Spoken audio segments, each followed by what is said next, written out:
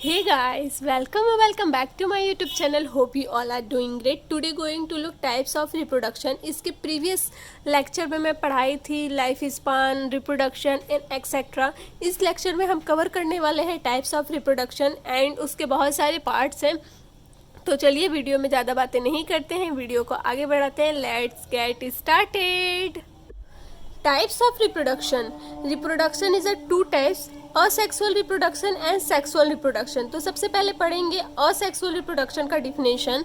Asexual reproduction is a type of reproduction by which offspring arises from a single parent.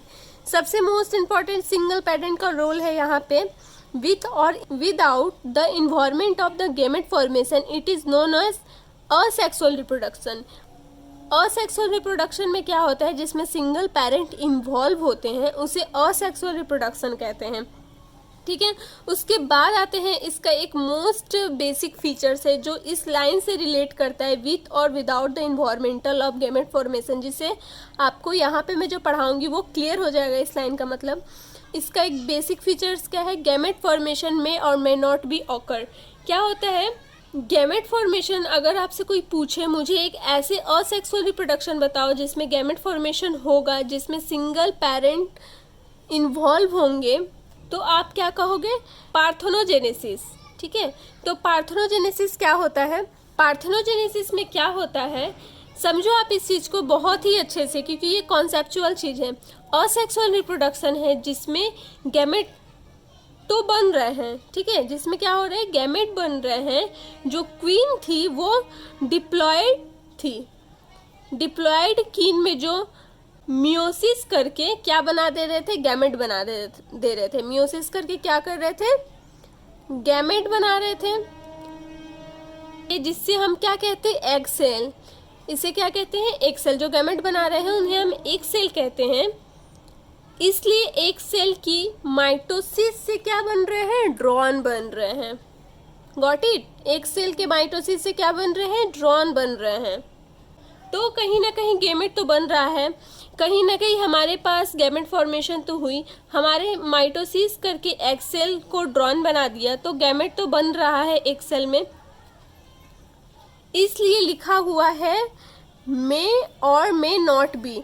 यहाँ भी वही बात है, विथ और without the environmental of gamete formation. I hope आपको ये समझ में आया होगा. उसके बाद आता है असेक्सुअल रिप्रोडक्शन का एग्जाम्पल क्या है, amoeba, mucor, agaricus, hydrilla, paramecium and euglena etcetera. I hope आपको ये समझ में आया हो. तो बढ़ते हैं नेक्स्ट टॉपिक की ओर. नेक्स्ट टॉपिक है मोड ऑफ असेक्सुअल रिप्रोडक्शन. यह वह पार्ट है जहां से क्वेश्चन आने की प्रोबेबिलिटी बहुत ही हाई रेट में होती है, तो आप इसे बहुत अच्छे से पढ़िएगा. असेक्सुअल रिप्रोडक्शन में फर्स्ट आते हैं यूनिसेल्युलर, सेकंड ऑफ ऑल आते हैं मल्टी सेल्युलर. तो पहले हम यूनिसेल्युलर में बात करेंगे बैक्टीरिया की, मोनेरा में. ठीक है. यूनिसेल्युलर में हमारे पास पहले आए मोनेरा. मोनेरा का मतलब क्या होता है, बैक्टीरिया. मोनेरा का मतलब क्या होता है, बैक्टीरिया. अगर आपसे पूछा जाए बैक्टीरिया का रिप्रोडक्शन असेक्सुअल कैसे होता है, तो फिजन द्वारा होता है. बैक्टीरिया में क्या होता है, फिजन होता है. जो फिजन होता है वो फेवरेबल कंडीशन में होता है, और फिजन के बाद जो स्पोर में होता है वो अनफेवरेबल कंडीशन में होता है. फिजन में फेवरेबल कंडीशन में होता है और स्पोर में अनफेवरेबल कंडीशन में होता है. उसके बाद आते हैं प्रोटिस्टा. प्रोटिस्टा क्या है, प्रोटिस्टा एक यूनिसेल्युलर यूकैरियोटिक है. अगर मैं बात करती हूँ यूकैरियोटिक की, क्योंकि ये यूनिसेल्युलर है, गॉट इट, और साथ ही साथ यूकैरियोटिक भी है. तो अब हम इसमें अलग अलग पढ़ेंगे, अमीबा में, पैरामीशियम में, यूग्लिना में. इन सब में ये पढ़ेंगे कि इसमें बाइनरी फिजन कैसे होता है. उसके बाद आते हैं मल्टी सेल्युलर में. मल्टी सेल्युलर में हम पढ़ेंगे less differentiated lower class organism. What is the meaning of less differentiated? इसका मतलब यह होता है कि यहाँ पे डिफ्रेंशिएशन का मतलब यह है, अभी सपोज दैट थैलस जैसा स्ट्रक्चर है, तो मल्टी सेल्युलर में लोअर ऑर्गेनिज्म के बारे में यहाँ पर आप हाइड्रिला के बारे में पढ़ेंगे और पढ़ेंगे हायर ऑर्गेनिज्म में यह टॉपिक, जहाँ से काफ़ी क्वेश्चन आ सकता है। तो काफ़ी फोकस करके ये टॉपिक को आप कवर करिएगा। तो चलते हैं नेक्स्ट टॉपिक की ओर, move on the next topic. तो सबसे पहले यहाँ पे बात करेंगे यूनिसेल्युलर यूकैरियोटिक प्रोटिस्टा की। तो आते हैं बाइनरी फिजन। बाइनरी फिजन क्या होता है? It is a division of parent individual into two almost equal halves, each of which function as an independent daughter individual. Binary fission का मतलब यह होता है कि यह एक सेल डिवाइड करके क्या बना लेते हैं? दो सेल बनाते हैं, two almost equal halves each of which. Understand? और बाइनरी फिजन यूजुअली किस में इन्वॉल्व होते हैं? माइटोसिस में। याद रखिएगा इस चीज़ को, एमसीक्यू में पूछा जा सकता है। उसके बाद आता है depending upon the plan of division binary fission is the following types. किस किस टाइप में ये डिवीजन होता है, चलिए देखते हैं। तो फर्स्ट आता है इरेगुलर बाइनरी फिजन। अमीबा में जो फिजन होते हैं वो किसी भी तरीके से हो सकते हैं। Any plan division can occur through any plan. Okay, ये किसी भी तरीके से हो सकते हैं अमीबा में। आप यहाँ पे देख सकते हैं फिजन पॉइंट इसका क्या है। फिजन पॉइंट इसका ये और ये है। यहाँ पे देखिए कैसे फिजन पॉइंट करके डॉटर अमीबा बना चुका है। ये स्ट्रक्चर आपको कहीं भी बनाने की ज़रूरत नहीं है, मैं आपको अंडरस्टैंड के लिए यहाँ पे समझाई हूँ। आप स्पेशली याद रखिएगा इरेगुलर बाइनरी फिजन अमीबा में किस तरह का फिजन होता है? एनी प्लान द्वारा होता है। सेकेंड ऑफ चलते हैं हम, लॉन्गिट्यूडिनल बाइनरी फिजन। ये कैसे होता है? The plan of the division passes along the longitudinal axis of animal. और ये किस में होता है? Euglena and vorticella. देखिए यहाँ पे इसका फिजन पॉइंट क्या है? इसका फिजन पॉइंट ये है। ओके, और जहाँ पे क्या बना रहा है? Daughter Euglena. तो चलिए बढ़ते हैं थर्ड पॉइंट की ओर। थर्ड है transfer binary fission. The plan of the division runs along the transfer axis of individual. इसका एग्जाम्पल क्या है? Paramecium, diatoms, bacteria and Planaria. इसमें क्या होता है? ये जो न्यूक्लियस है वो क्या करते हैं? डिवाइड होते जाते हैं और वो सेम सिमिलर तरह के डॉटर पैरामीशियम बनाते हैं। मेरा यहाँ पे थोड़ा स्ट्रक्चर गलत हो गया है तो इग्नोर कीजिएगा। यहाँ पे सिमिलर होंगे। तो यहाँ पे इसका फिजन पॉइंट क्या है? ये फिजन पॉइंट है। ओके, एंड फोर्थ आता है oblique binary fission. The plan of the division of oblique. ठीक है, इसका एग्जाम्पल क्या है? Ceratium and gonyaulax. इसका फिजन पॉइंट क्या है? इसका फिजन पॉइंट ये है। देखिए यहाँ पे जो गैपिंग है इसका फिजन पॉइंट ये है। आई होप आपको ये 4 पॉइंट समझ में आया होगा। और सबसे मोस्ट इंपॉर्टेंट ये 3 पॉइंट है जो मैंने आपको बताया। क्या क्या बताया? उसके बाद बात करते हैं मल्टीपल फिजन के। तो मल्टीपल फिजन का डिफिनेशन क्या है? In this type of asexual reproduction unicellular organism divided into many daughter cells. क्या करते हैं? ये यूनिसेल्युलर ऑर्गेनिज्म डिवाइड कर जाते हैं मेनी डॉटर सेल्स में। तो इसकी प्रोसेस को हम लोग अच्छे से पढ़ते हैं तो सब क्लियर हो जाएगा। मल्टीपल फ्यूजन इन अमीबा में कैसे होता है? तो आप लोअर क्लास में मल्टीपल फ्यूजन में पढ़े होंगे। प्लाज्मोडियम नॉर्मली मल्टीपल फ्यूजन करता है। ओके, प्लाज्मोडियम जीनस की बात मैं कर रही हूँ मैं। इसके अलावा आप देखे होंगे कि अमीबा में भी मल्टीपल फ्यूजन होता है। अनफेवरेबल कंडीशन में ये बहुत ज़्यादा इम्पॉर्टेंट है। ये सब किस में होता है? अनफेवरेबल कंडीशन में होता है। तो अमीबा हमारे पास मल्टीपल फिजन करता है अनफेवरेबल कंडीशन में, ये आप याद रखना, जिसे हम कहते हैं सिस्ट बनाता है। ओके, इसका आपको एक डायग्राम भी करना होगा जो एनसीईआरटी का सारा पॉइंट यहाँ पे मैंने रिलेट किया है। एनसीईआरटी से सब कुछ कवर है तो आप इस चीज़ की चिंता बिल्कुल भी मत कीजिएगा। ये पूरा बोर्ड और नीट यूजी लेवल कवर करने वाला है। तो अमीबा में कैसे मल्टीपल फ्यूजन होता है तो चलिए हम पढ़ते हैं। आप यहाँ पे ये जो अमीबा देख रहे हैं, ये जो लाइनअप किया गया है ये इसका स्यूडोपोडिया है। These are the pseudopodia. इस स्यूडोपोडिया से रिटर्न जाएगा, वापस ही जाएगा, अंदर कर लेगा, मतलब सब सेल अंदर चले जाएंगे। तो यह स्यूडोपोडिया क्या कर लेता है? विड्रॉल कर लेता है। स्यूडोपोडिया क्या करता है? विड्रॉल कर लेता है जब कंडीशन क्या होती है? अनफेवरेबल होती है। अनफेवरेबल कंडीशन में स्यूडोपोडिया को विड्रॉल कर लेगा। विड्रॉल का मतलब वापसी या रिटर्न कर लेगा।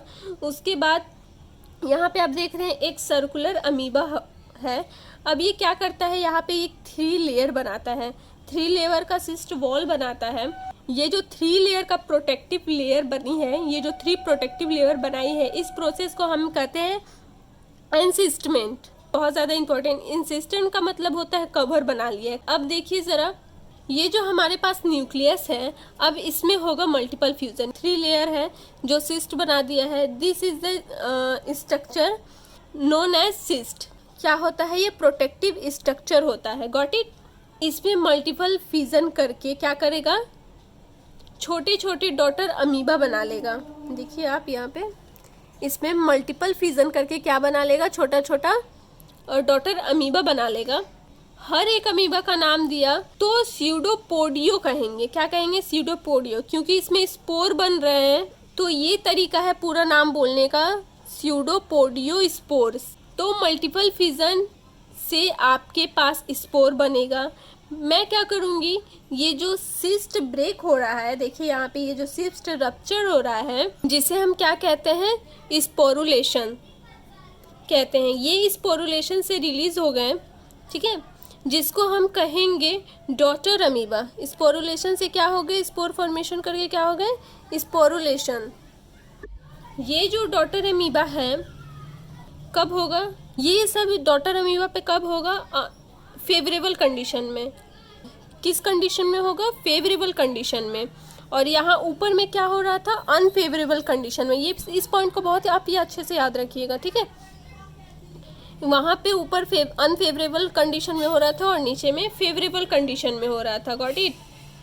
तो मल्टीपल फ्यूजन हुआ और सिस्ट ब्रेक हुआ, जिससे स्पोरुलेशन कहते हैं। नीट के एग्ज़ाम में ये पूछा जा सकता है कि एक ऐसे प्रोसेस का सीक्वेंस पूछा जा सकता है जिसमें एनसिसमेंट कब होता है, मल्टीपल फ्यूजन और उसके बाद क्या है। ये एनसिसमेंट का मतलब होता है मल्टीपल फ्यूजन और उसके बाद क्या होता है, स्पोर रिलीज होगा, जिससे स्पोरुलेशंस कहते हैं। स्पोर रिलीज होगा, स्पोर का फॉर्मेशन होगा, जिसे हम लोग क्या बोलते हैं, स्पोरुलेशंस बोलते हैं। इतना समझ में आया होगा, आई होप। तो आप इस चीज़ को बहुत अच्छे से पढ़िएगा। सिंगल सेल वाले में कैसे डिवीज़न होती है हमने पढ़ा, उसमें फ्यूज़न होता है। उसके बाद जो मैंने पीछे प्रोसेस पढ़ाया, उसका यहाँ पे प्रोसेस पूरे अच्छे से लिखा हुआ है। इस चीज़ को आप एक बार पढ़ लीजिएगा तो क्लियर हो जाएगा। जो मैंने बताया यहाँ पे सेम वही चीज़ लिखा था कि अनफेवरेबल कंडीशन में क्या होता है, अमीबा विड्रॉल कर लेता है और सीटोपोडिया एंड सिक्रेट्स करता है क्या, 3 लेयर वाला वॉल, जिसे कहते हैं सिस्ट वॉल। Got it. उसके बाद क्या होता है, फेनोमेना इज रेफर्ड करता है किस चीज़ पे, एनसिस्टमेंट के लिए। और this cyst wall is a extremely resistant to the unfavourable environment condition देता है। Got it. आपको मैं बताई थी, मैं जो मेन पॉइंट है उसको मैं अंडरलाइन कर चुकी हूँ, जो आपके लिए बहुत ही ज़्यादा हेल्पफुल रहेगा। उसके बाद मैं बताई थी आपको क्या, कि वहाँ पे on return of favourable condition में multiple fusion occur and a good number of spore बनाता है, जिसे हम लोग क्या बोलते हैं, pseudopodiospores are formed inside which gets liberated and each grows into adult amoeba. Got it. तो चलिए इसके बाद बढ़ते हैं नेक्स्ट टॉपिक की ओर। नेक्स्ट टॉपिक हमारा आता है जूस्पोर इन क्लेमाइडोमोनास। क्लेमाइडोमोनास में प्रोटिस्टा को रखते हैं, वो भी एक सिंगल सेल का है, तो ये क्लेमाइडोमोनास है। ओके। क्लेमाइडोमोनास का डिफिनेशन क्या है, zoospore are unicellular flagellate motile spore which are the produce endogenously within the sac like structure, like में ई छूट गया, कॉल्ड जूस्पोर्जियम। इसका एग्जाम्पल क्या है, यूरेथ्रिक्स, अल्गी एंड फंगी। तो मैं इसका प्रोसेस बताती हूँ, आपको डिफिनेशन ऐसे ही क्लियर हो जाएगा। तो आप प्रोसेस देख लीजिए क्या है। ये जो क्लोरोप्लास्ट है, ये जो आप देख रहे हो, ये क्लोरोप्लास्ट है, इसमें ये कप शेप है, ठीक है। क्लेमाइडोमोनास के अंदर काफ़ी सारे माइटोसिस स्ट्रक्चर बने होते हैं, और ये माइटोसिस बनाते हैं तो क्या बनता है, बायोमाइटोसिस से क्या हो जाएगा, मोटाइल। मोटाइल स्पोर बनाते हैं। मोटाइल क्या करते हैं, स्पोर बनाते हैं, जिन्हें हम नाम देते हैं जू स्पोर, जिन्हें हम क्या कहते हैं, जू स्पोर। तो जू स्पोर क्या होता है, इन एल्गी बनाएगा। जू स्पोर क्या करता है, इन एल्गी बनाएगा। एल्गी याद रखोगे आप क्लेमाइडोमोनास में green algae and brown algae. और जू स्पोर में फीचर्स याद रखिएगा, तो मैं एक हैप्लॉइड, याद रखिएगा ये तो एक हैप्लॉइड होता है, दूसरा क्या होता है, मोटाइल होता है। फर्स्ट क्या होता है, ये हैप्लॉइड होता है और दूसरा मोटाइल होता है, क्योंकि इसमें फ्लैजिला होता है। सेम ये हैप्लॉइड होता है इसलिए मोटाइल होता है, क्योंकि इसमें फ्लैजिला होता है। ये एसेक्सुअल स्पोर होता है। दूसरा ये एसेक्सुअल स्पोर है और इसके फ्लैजिला है, क्योंकि यह मोटाइल है। को इस चीज़ से डिफिनेशन क्लियर। अच्छा, एक क्वेश्चन पूछा जा सकता है, किस तरह का एल्गी जू स्पोर बनाता है? तो green algae and brown algae, G and B का मतलब हो जाएगा green algae and brown algae. Got it? तो आप ये देखे होंगे ग्रीन एल्गी में दोनों तरह के सिंगल सेल वाली क्लेमाइडोमोनास एंड मल्टीलर सेल्यूलर भी बनती होगी। क्लियर? आई होप आपको ये समझ में आया होगा। ये सब आप डायरेक्टली याद रखिएगा। जू स्पोर माइक्रोस्कोपिक होता है, आप इसे खुली आंखों से नहीं देख सकते हो। ये क्या करता है, वाटर में मूव करके आगे जाकर बड़ा क्लेमाइडोमोनास बना देता है। आई होप आपको ये इतना समझ में आया होगा। अब हम बढ़ेंगे नेक्स्ट टॉपिक, बर्डिंग इन ईस्ट, जो मैं दूसरे वीडियो में आपको लेके आऊँगी। तो आज का क्लास यहीं पे ख़त्म करते हैं। आई होप आपको बहुत समझने में हेल्पफुल हुआ होगा। So that's today all about types of reproduction, zoospore in Chlamydomonas and unicellular eukaryotic protista and etc. If you like this video, please like button, share these videos with friends, subscribe to this channel to get more videos like that in future. Okay, thank you, bye, take care.